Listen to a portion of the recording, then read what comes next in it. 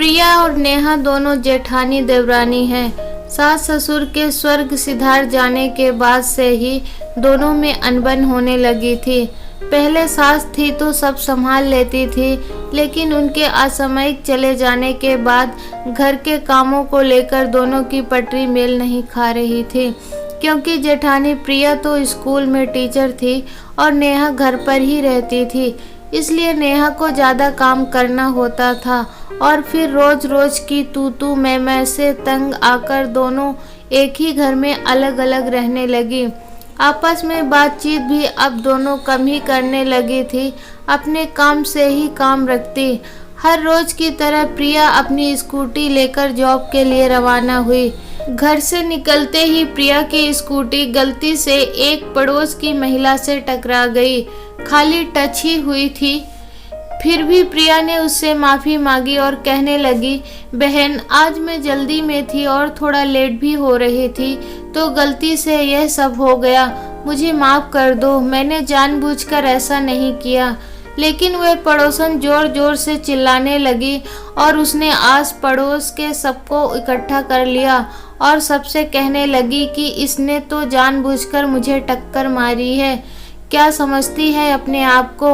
और कहने लगी, तुम ऐसी ही झूठी हो, तभी तो किसी से भी तुम्हारी नहीं बनती और सास के जाते ही अपनी देवरानी से भी अलग हो गई हो, उसके साथ भी तुम ऐसा ही बर्ताव करती होगी। नेहा कपड़े सुखाने के लिए छत पर जा रही थी।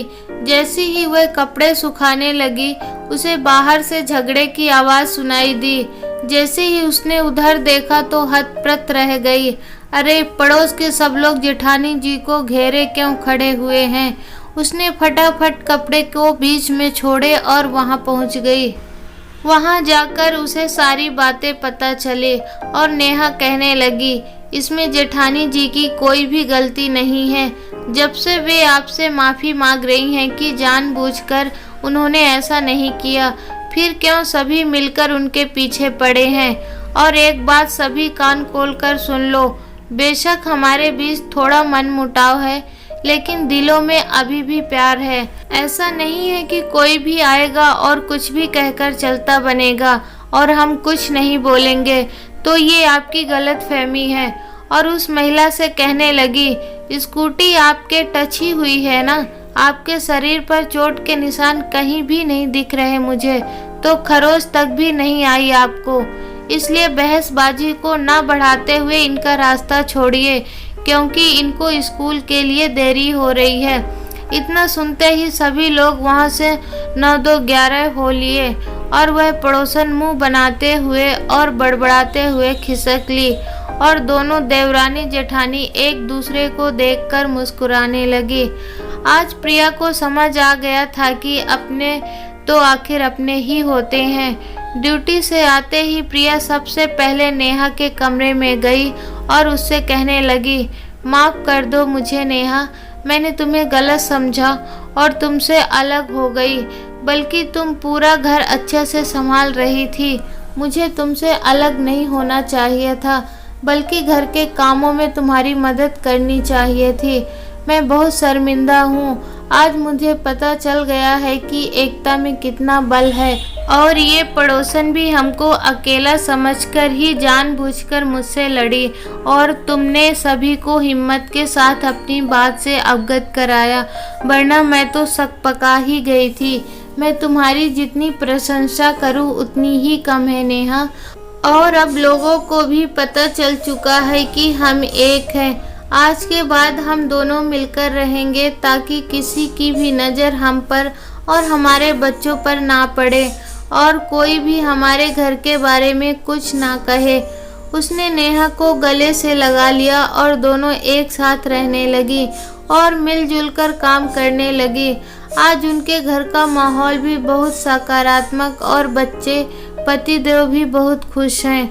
आसपास के लोग आज उनकी जोड़ी का उदाहरण देते हुए कहते हैं, भाई देवरानी जेठानी हो तो ऐसी। प्रिय पाठकों, यह कहानी एक सच्ची घटना पर आधारित है। कई बार हम महिलाएं अपने ही घर में देवरानी या जेठानी से मनमुटाव कर बैठती हैं, जो कि कतई सही नहीं है और इस चीज का फायदा बाहर वाले भी उठाते हैं। इसलिए मन मुटाव को ज्यादा ना बढ़ाकर आपस में प्रेम से रहें ताकि बाहर वाले भी इस चीज का फायदा ना उठा सकें। कई बार हम गलत फहमी के भी शिकार हो जाते हैं और कई बार हमारा अहम हमें हमारी गलत बात पर भी माफ़ी मांगने से रोकता है। इससे रिश्तों में धीरे धीरे तनाव बढ़ने लगता है और रिश्तों में कड़वाहट आ जाती है। इसलिए अपने अहम को दरकिनार करते हुए अपनी गलती को स्वीकार करें। इससे रिश्ते तो मजबूत होंगे ही साथ घर में भी हंसी खुशी का माहौल रहेगा, तो निश्चय ही परिवार में भी खुशहाली आएगी। जिस तरह इस कहानी में प्रिया ने अपनी गलती का एहसास होते ही अपनी देवरानी नेहा से माफ़ी मांग ली और हंसी खुशी से अपने घर संसार में रच बस गई। आप प्रिया और नेहा की आपसी मनमुटाव से पड़ोसी फायदा ना उठाएं, इसलिए दोनों की आपसी समझदारी से दोबारा एक होकर घर चलाने को क्या समझते हैं। आपके महत्वपूर्ण विचार कमेंट की अपेक्षा है। दोस्तों, आशा करते हैं कि आपको ये कहानी अच्छी लगी होगी। चैनल को अभी तक आपने सब्सक्राइब नहीं किया है तो प्लीज़ सब्सक्राइब कर दीजिए और कहानी अच्छी लगी हो तो वीडियो को लाइक कर दीजिए और ऐसे ही मनोरंजक कहानी सुनने के लिए बने रहिए हमारे चैनल के साथ। तब तक के लिए जय हिंद।